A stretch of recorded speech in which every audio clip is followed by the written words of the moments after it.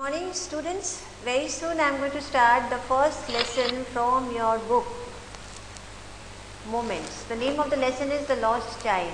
As you can understand from the heading itself, the heading is justified clearly that we will go through a story where the protagonist or the main character of the story will be a small child who got lost. Where he got lost and then what he felt after being lost, we will come to know through this particular lesson. This story also highlights a child's love for his parents.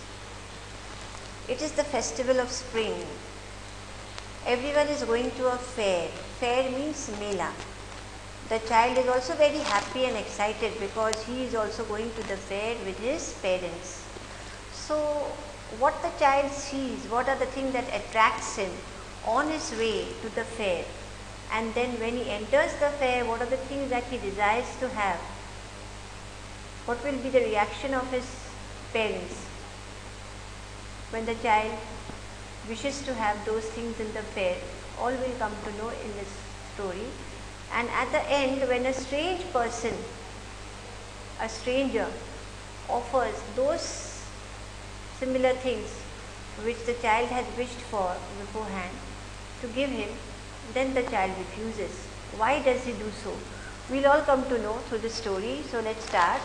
So it was a festival of spring, as I have already told you. From the wintry shades of narrow lanes and alleys emerged a gaily clad humanity. Now the spring season has started, the winter season has ended, and throughout the narrow lanes and alleys, छोटे-छोटे सड़कों पे, छोटे-छोटे lanes पे बहुत सारे humanity, बहुत सारे लोग, क्लैड ऑफ ह्यूमैनिटी, वो सब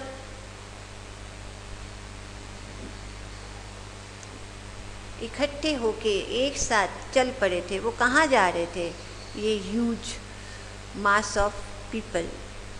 Some people were walking, some were riding on horses, others sat being carried in bamboos and bullock carts. तो कुछ लोग ऐसे ही चल रहे थे फुटपाथ पर, तो कुछ लोग हॉर्सेस पर चल रहे थे, तो कुछ लोग bamboos and bullock carts पे बैठे हुए थे. Now one little boy among this clad of humanity, the writer is pinpointing out to our protagonist of the story, who was a small little boy. What was he doing? ये बच्चा क्या कर रहा था? He ran between his father's legs. मतलब उसके parents के साथ साथ वो भी चल रहा था और बीच बीच में वो अपने फादर के लेग्स के बीच में से जा रहा था, आ रहा था. मतलब उसके पेरेंट्स के आसपास घूमते हुए वो भी अपने पेरेंट्स के साथ चल रहा था. But he was full of life, he was full of laughter.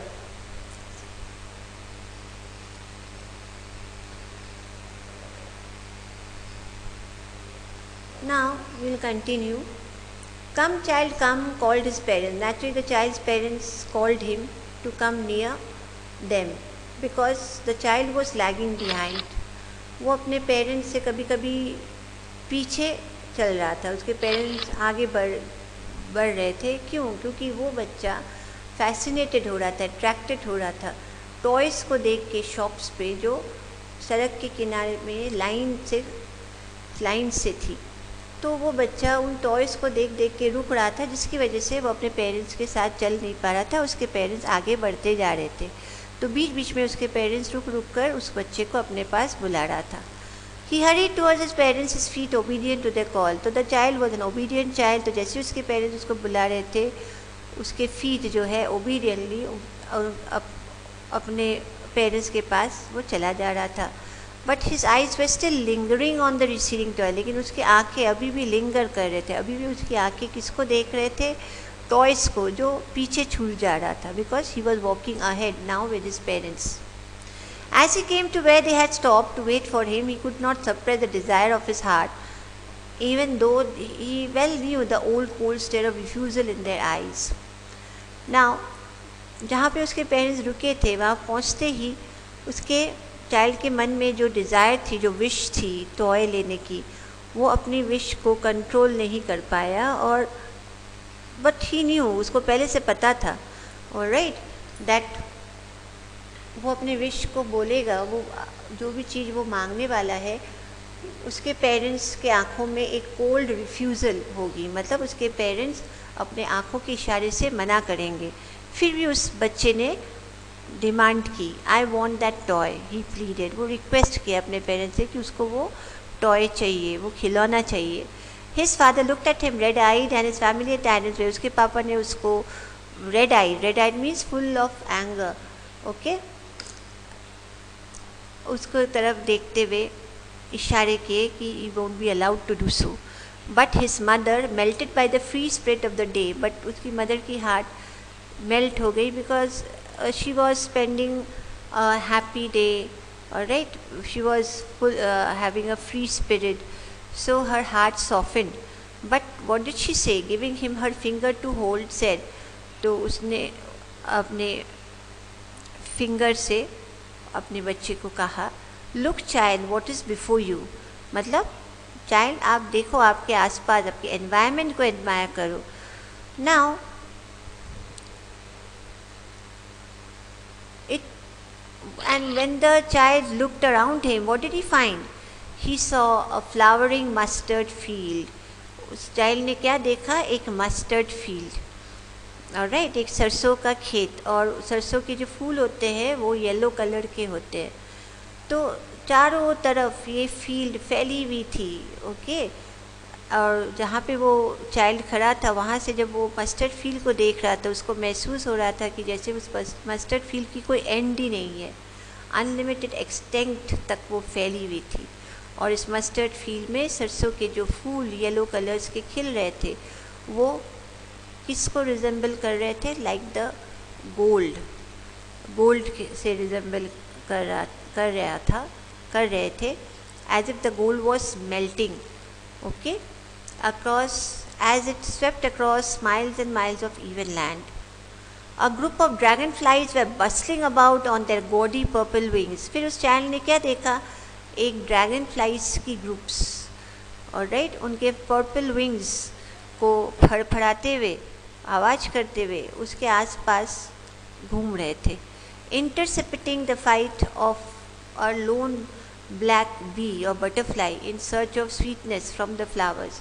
फिर उसने क्या देखा? एक लोनली ब्लैक बी और बटरफ्लाई वो सर्च कर रही थी, किसकी search? Sweetness from the flowers, it was searching for Honey which it could collect from the flowers. तो एक ऐसे फ्लावर की खोज में एक सेपरेटेड लोनली बटरफ्लाई उड़ रही थी।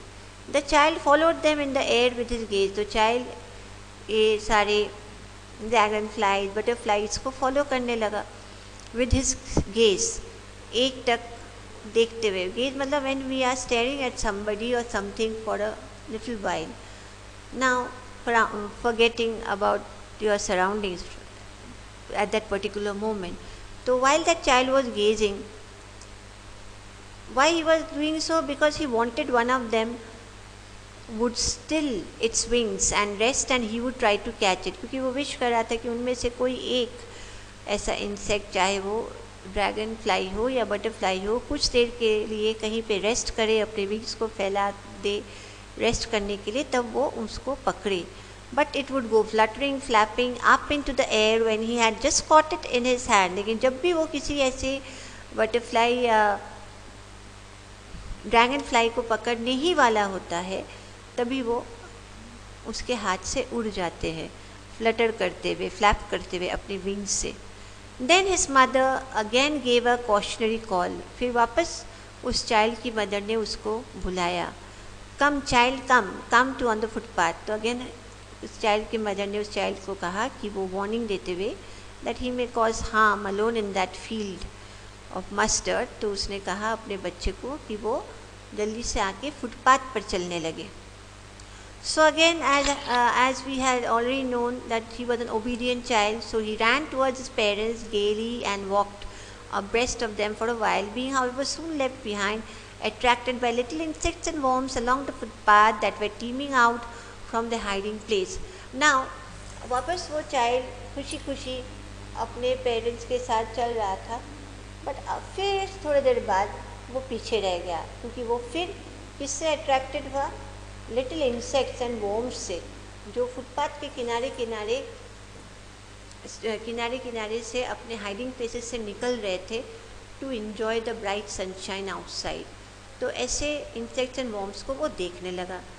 फिर से आवाज़ आई पीछे से, come child come. His parents called from the shade of a grove where they had seated themselves on the edge of a well. He ran towards them. वापस उसके पेरेंट्स ने बुलाया, जो अभी अभी एक Grove means a type of bushes, एक झाड़ जिसको कहते हैं, उनके नीचे वो बैठे थे। और ये जो ग्रोव थी वो वेल के किनारे, एक कुएं के किनारे में थी, तो वहाँ पे वो आराम कर रहे थे, रेस्ट लेने के लिए बैठे थे। और जैसे उन्होंने अपने बच्चे को बुलाया, that child again ran towards them, leaving the insects and worms behind. So you can see, children, on the way to the fair, the child, when he was walking along with his parents, he was attracted by the environmental beauties, and many times he waited to enjoy it. All right, and then after being called by his parents, he obediently again he would walk with his parents. Now a shower of young flowers fell upon the child as he entered the grove, and forgetting his parents, he began to gather the raining petals in his hand. तो जैसे वो Grove के अंदर जा ही रहा था कि young flowers अपने पेटल्स को उस बच्चे के ऊपर